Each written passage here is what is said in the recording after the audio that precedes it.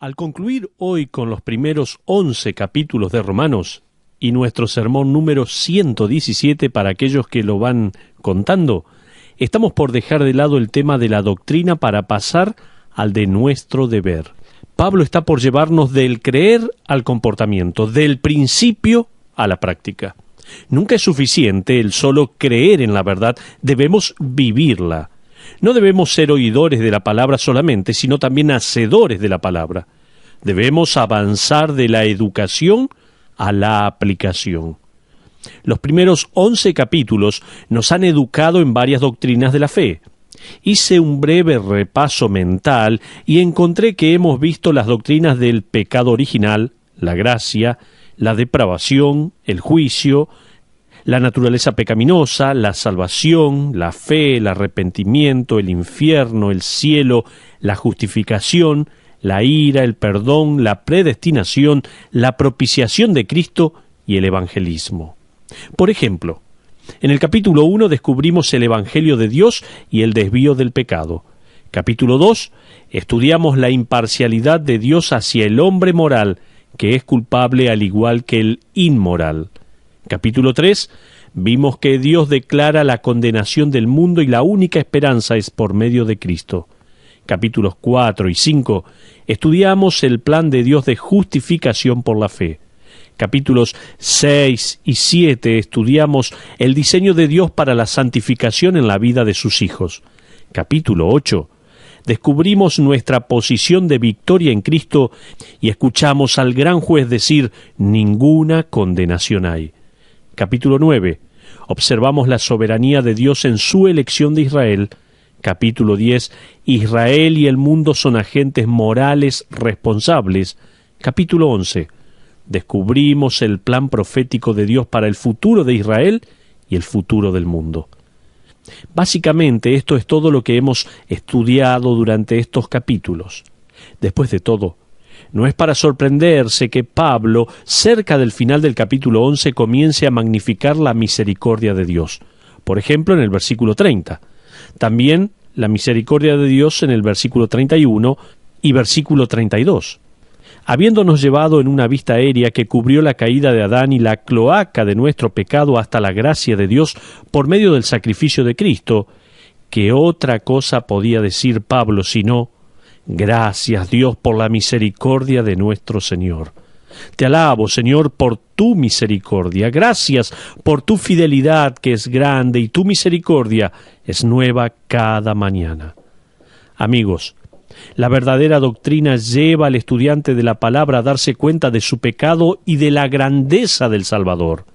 La doctrina nos lleva a ponernos de rodilla, pero luego a ponernos nuevamente de pie para poder servir a este Dios misericordioso y lleno de gracia. Entonces, el capítulo 12 comienza con las siguientes palabras. Así que, hermanos, os ruego por las misericordias de Dios que presentéis vuestros cuerpos en sacrificio vivo, santo, agradable a Dios, que es vuestro culto racional. La adoración nos lleva a la acción. Y en el capítulo 12 Pablo nos va a llevar de aprender acerca de Dios a vivir para Dios. Él nos va a llevar del salón de clases al laboratorio de la vida, donde la verdad se prueba por fuego y el carácter se forja con las tribulaciones. Sin embargo, Pablo no va directamente de la creencia cristiana al comportamiento cristiano. Él parece estar un poco aturdido al llegar al pináculo de su disertación doctrinal. Es como si hubiera escalado el monte Everest, trepado y subiendo de un desafío doctrinal a otro. Pero ahora ha llegado a la cima y parece que busca asimilarlo todo. Él ha subido hasta la cima de la verdad divina y ahora, desde esa altura, puede ver la gran revelación de Dios, la cual culmina con su misericordia. Pablo no puede pasar directamente a otro tema. Él ha visto la culpabilidad humana y la gracia de Dios. Él ha sido testigo de la corrupción de la sociedad desde la perspectiva divina y luego la compasión del Salvador. Y todavía no puede cambiar de tema. Parece estar anonadado con la gracia, el poder, la justicia, la soberanía, el amor y la misericordia de Dios. Pablo va a culminar esta sección de la Escritura con una exclamación de regocijo, desde la cima del monte Everest hasta el valle de nuestras vidas. Pablo alaba a Dios. En los versículos 33 al 36 de Romanos, capítulo 11, Pablo clama así: «Oh profundidad de las riquezas, de la sabiduría y de la ciencia de Dios, cuán insondables son sus juicios e inescrutables sus caminos. Porque, ¿quién entendió la mente del Señor? ¿O quién fue su consejero? ¿O quién le dio a él primero para que le fuese recompensado? Porque de él y por él y para él son todas las cosas. A él sea la gloria por los siglos. Amén». Entre la doctrina de Romanos capítulo 1 al capítulo 11 y el deber de Romanos capítulo 12 al 16, tenemos un pasaje de exaltación gozosa. Entre la doctrina y el deber tenemos una doxología. Doxa significa alabanza o dar gloria. Logia significa palabras o dar. Cuando se enseña la doctrina correcta, el resultado no es un dolor de cabeza, sino una alabanza. Alabanzas al Dios del cual fluyen todas las bendiciones. Nosotros ofrecemos a Dios nuestras palabras de alabanza y gloria porque hemos descubierto algo de su deidad. Recuerdo un día haber llegado a casa cuando mis mellizos tenían unos 4 o 5 años de edad. Al llegar en el auto, los encontré en el jardín con un martillo en la mano. Ellos se me acercaron corriendo diciendo: «Papá, ya sabemos de qué hizo Dios las piedras». Yo miré bien el jardín, en especial unas piedras decorativas que teníamos, y noté que habían recibido bastante maltrato. Así que pregunté: «¿Y de qué hizo Dios a las piedras?». Ellos respondieron: «De polvo, papá, de polvo». Él juntó todo el polvo e hizo las rocas. «¿No es maravilloso, papá?», me dijeron. Estaban tan entusiasmados al haber descubierto lo que Dios había hecho. El descubrir algo relacionado con Dios nos lleva a la misma reacción. Decimos: «¡Cuán grande es Dios! ¡Cuán grande es Dios!». Entonces, Pablo declara: Dios es grande en diferentes maneras. Antes de que Pablo avance a la aplicación de lo que hemos aprendido acerca de Dios, él hace un alto y por un momento dice, en distintas maneras, cuán maravilloso es Dios. Permítame hacer una paráfrasis de lo que Pablo descubre aquí en varias maneras. En primer lugar, cuando hablamos de la mente de Dios, ésta no puede ser medida. Pablo escribe en el versículo 33a diciendo así: «Oh profundidad de las riquezas, de la sabiduría y de la ciencia de Dios». Uno podría ponerlo de esta manera: «Oh, la riquísima profundidad de sabiduría y ciencia de Dios». De esa manera podemos ponerlo. El conocimiento divino quiere decir que Dios conoce todo lo que se pueda conocer de manera perfecta. La sabiduría divina se refiere a Dios sabiendo cómo aplicar todo lo que Él sabe de manera perfecta. ¿Alguna vez se puso a pensar que no hay nada que a Dios no se le haya ocurrido? ¿Sabe que Dios nunca tuvo que aprender nada? Él siempre lo supo todo. A.W. Tozer escribió lo siguiente al respecto. Él dijo así: «Dios no puede aprender. En ningún momento y de ninguna manera recibió conocimiento en su mente que no haya poseído desde la eternidad. Como Dios conoce todas las cosas a la perfección, Él no sabe más de una cosa que de otra, sino que sabe de todas las cosas extremadamente bien. Él nunca descubre nada nuevo, nunca se sorprende, nunca se maravilla». Esto es lo que dice Tozer. Cuán profunda es la mente de Dios, ¿no? ¿Se puso a pensar alguna vez esto? Pablo está dando esta alabanza luego de explicar el plan revelado por Dios para la nación de Israel y para los gentiles. Dios conoce sus planes, Él conoce cada opción y cada alternativa, y sus planes lo involucran a usted, ya que el profeta Jeremías nos dice en el capítulo 29, versículo 11, que Dios mismo dice así: «Yo sé los pensamientos que tengo acerca de vosotros, para daros el fin que esperáis». Un autor lo explicó de esta manera: cuando uno no puede explicar por qué, él ya sabe la respuesta. Cuando uno no puede dar razones, él comprende cuáles son. Cuando uno no puede ver el final, Dios ya está allí. ¿Y cuánta razón hay con esto que explicó este autor?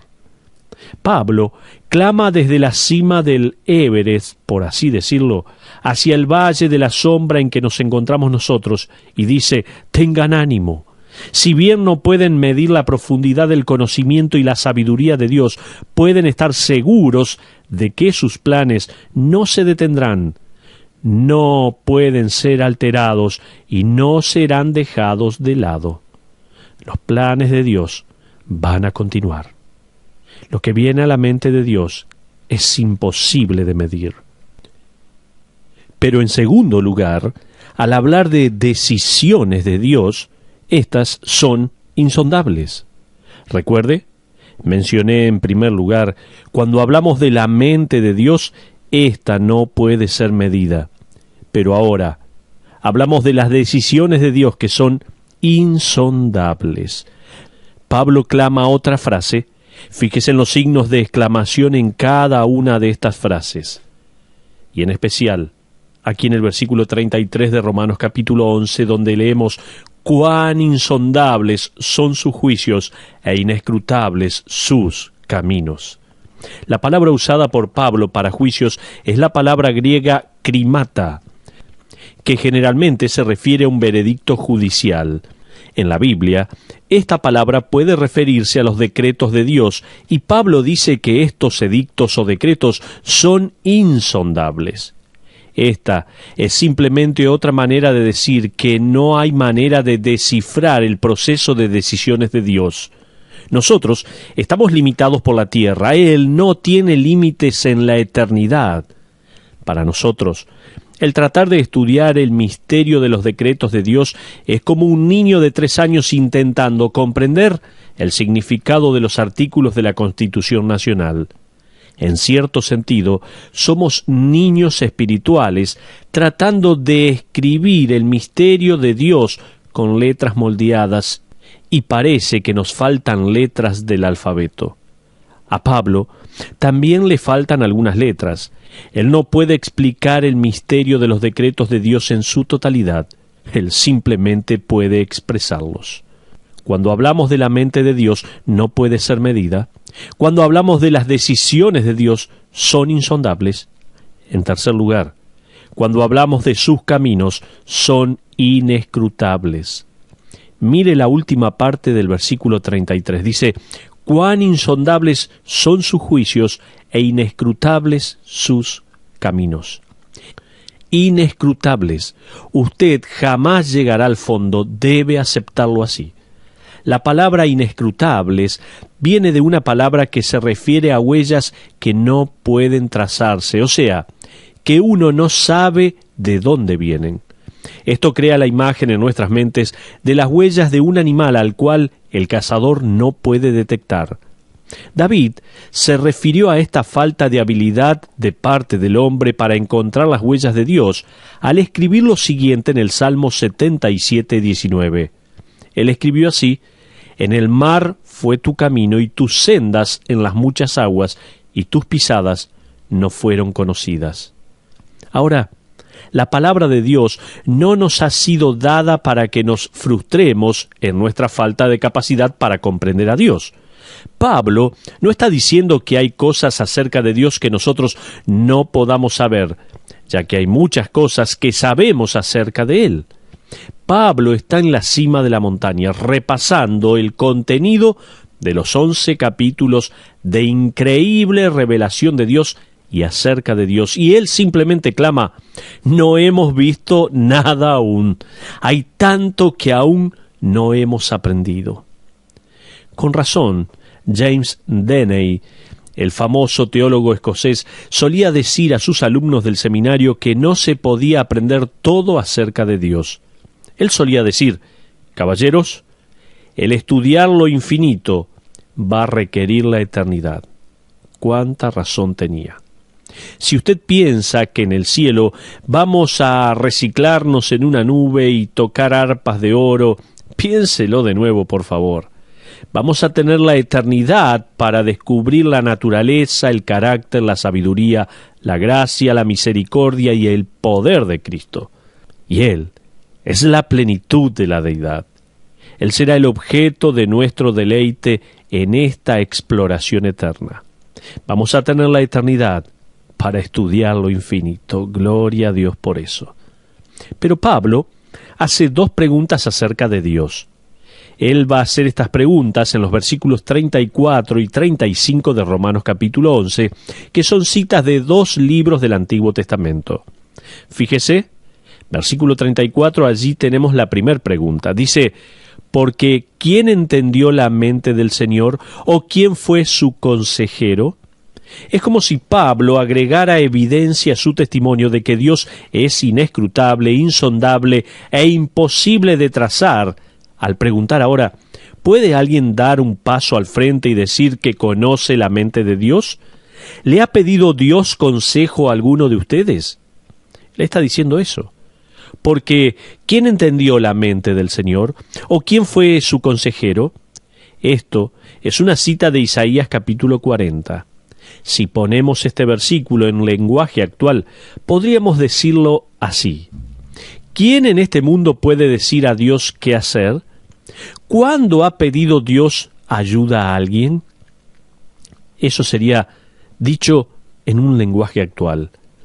El problema es que nosotros pensamos que Dios necesita nuestra ayuda. Ese es el problema. Así que intentamos darle consejos a Dios con más frecuencia de lo que estamos dispuestos a admitirlo. Le decimos, Señor, de estar en tus zapatos, yo no haría eso. Le decimos, Señor, parece que te has olvidado algunos detalles. O le decimos, Señor, tu tiempo no está sincronizado con el mío. ¿Qué esperas? ¡Apúrate! Parece que nos olvidamos. Dios no depende de nuestros consejos.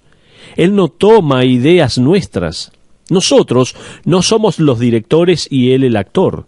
No le indicamos qué hacer en el escenario cuando pensamos que le toca hacer su parte, no. Pablo dice, escuchen, dado a la vista que tengo desde aquí arriba, olvídense de darle algún tipo de consejo a Dios. Él es el fuerte y soberano y nosotros somos sus siervos débiles y necesitados. No nos olvidemos de esto. El problema es que nos ponemos a pensar solo en nosotros mismos. Es como si camináramos con un aire de lo sé todo, y eso infla nuestro orgullo. Clifton Fadiman cuenta en uno de sus libros una anécdota del famoso boxeador campeón mundial Muhammad Ali. Ali se encontraba en lo más alto de su carrera y se encontraba a bordo de un avión pronto a despegar. La azafata se le acercó y le recordó que tenía que abrocharse el cinturón de seguridad. Ali le respondió, Superman no necesita cinturón de seguridad. A lo que la azafata respondió con astucia, Superman tampoco necesita un avión. Entonces allí Ali procedió a abrocharse el cinturón. Nosotros no somos Dios. A veces simplemente tenemos que acordarnos de abrochar el cinturón de seguridad. Eso es lo que tenemos que recordar. Pero el apóstol Pablo hace referencia a una segunda cita del Antiguo Testamento, en este caso del libro de Job. Fíjese el versículo 35. Allí leemos, ¿o quién le dio a él primero para que le fuese recompensado? En otras palabras, ¿cuándo dependió Dios de la humanidad para utilizar recursos que luego debería devolver? ¿Cuándo quedó Dios en deuda con el hombre? Esa sería la exclamación en nuestro lenguaje actual. Nosotros hablamos de Dios en términos teológicos como el autosuficiente. Él es absolutamente completo. Hubo una instancia en la que lo único que había era Dios. Él ya era completo. No había sol y Él moraba en la luz. No había cielo y su gloria ya abundaba. Cuando se le presentó a Moisés dijo, yo soy el que soy. Pablo dice, Desde mi perspectiva es muy claro. Dios no le debe nada al hombre, sino que el hombre le debe a Dios. Una misionera norteamericana llamada Gracia Buram fue apresada por unos terroristas en las Filipinas por más de un año. Su marido murió durante la operación de rescate. Ella fue entrevistada después de un año de estos sucesos y dijo: «Yo solía tener este concepto de cómo era Dios y de cómo debía ser la vida a causa de ello. Pero en la selva aprendí que no sé tanto de Dios como pensé que sabía. Lo que sí sé con certeza es que Dios es Dios y yo no. El mundo está en graves problemas a causa de la humanidad pecadora, no por culpa de Dios, y cosas horribles pueden suceder, pero Dios siempre hace lo correcto». Ella aprendió eso en la selva. Dios es Dios y yo no. Y si bien puede que yo peque, Dios solo sabe hacer las cosas bien. Leí otra historia de confianza y entrega a Dios, y esta proviene de la India. Se trata de un misionero del cual casi todos hemos leído o oído algo, William Carey, quien comenzó su ministerio en el año 1793, y él trabajó en la India por 40 años sin regresar a su Inglaterra natal. Una tarde, después de 25 años de ardua labor en traducir la Biblia en varios dialectos de la región, junto a otros proyectos críticos como un diccionario que él mismo editó, un incendio se extendió sobre su lugar de trabajo, quemando todos los manuscritos y herramientas de impresión. Estamos hablando de una época en que no había fotocopiadoras ni equipos de almacenaje de información digital. 25 años de arduo trabajo se desvanecieron en unas pocas horas. Luego, William Carey escribió la siguiente carta a un amigo que era pastor en Inglaterra. Él decía así: «Para mí, el considerar la soberanía de Dios y su sabiduría ha sido de mucho ánimo. El domingo pasado leí, buscando calmar la aflicción, el Salmo 46, versículo 10. Estad quietos y conoced que yo soy Dios, y medité en dos cosas.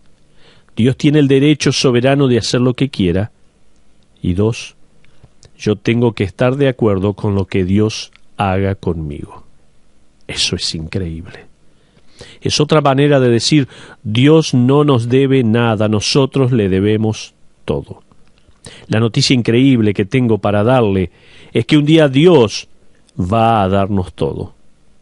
Esa, amigos, es la vista que Pablo tiene desde la cima del Everest, o mejor aún, desde la cima del monte de Sión y la ciudad que descenderá del cielo. Pablo alaba a Dios por tres cosas más. Él concluye su doxología con estas maravillosas y familiares palabras en el versículo 36.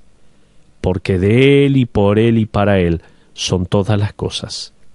Pablo alaba a Dios por tres cosas en este versículo. Veamos de qué se trata. Dice en primer lugar: Dios es la fuente original, porque de Él son todas las cosas. Esto literalmente se traduciría: porque de Él provienen todas las cosas. Pablo dice primero, con gran gozo, Dios es la fuente original. Segundo, Dios es el único canal, porque dice, y por Él son todas las cosas. Pablo dice en segundo lugar, Dios es el único canal. Y en tercer lugar, Dios es la meta absoluta y la gloria de todas las cosas. Y para Él son todas las cosas. Dios, entonces, es la meta absoluta y la gloria de todas las cosas. Tenemos que hacer un cambio radical en nuestra perspectiva terrenal. Nosotros pensamos primero en nuestras necesidades, incluso al pensar en Dios. Pensamos primero en nuestra salvación y nuestra felicidad, en vez de pensar en su gloria. ¿Por qué creó Dios los cielos y la tierra? Nosotros respondemos: para darnos un lindo lugar para vivir y trabajar. Eso es verdad, hasta cierto punto, pero la Biblia dice en el Salmo 19:1, los cielos cuentan la gloria de Dios. ¿Por qué vino Cristo al mundo, vivió una vida perfecta y sin pecado y murió en la cruz? Nosotros responderíamos tal vez para salvarnos de nuestros pecados. Y esa respuesta es correcta.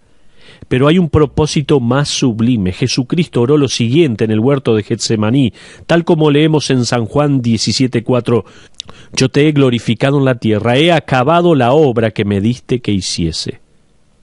El Trino Dios recibió la gloria por la obediencia de Cristo. Ese fue el propósito absoluto. ¿Qué dirán los santos cuando estén de pie en la presencia del Señor? Suponemos que cantaremos alabanzas a Dios por su bondad para con nosotros, de eso no tengo ninguna duda. Pero la letra de nuestro cántico ya está escrita en el libreto inspirado. Al que está sentado en el trono y al Cordero sea la alabanza, la honra, la gloria y el poder por los siglos de los siglos. Apocalipsis 5:13. Esa es la vista desde el cielo. Pablo ha obtenido un destello de esto y comienza a cantar esta doxología. Pablo concluye su doxología: A Dios sea la gloria por los siglos. Amén. ¿Puede Pablo terminar esta doxología de otra manera? Él dice en el versículo 36, A Él sea la gloria por los siglos. Amén. A Él sea la gloria por los siglos, a Él sea la gloria por los siglos, a Él sea la gloria por los siglos. Amén.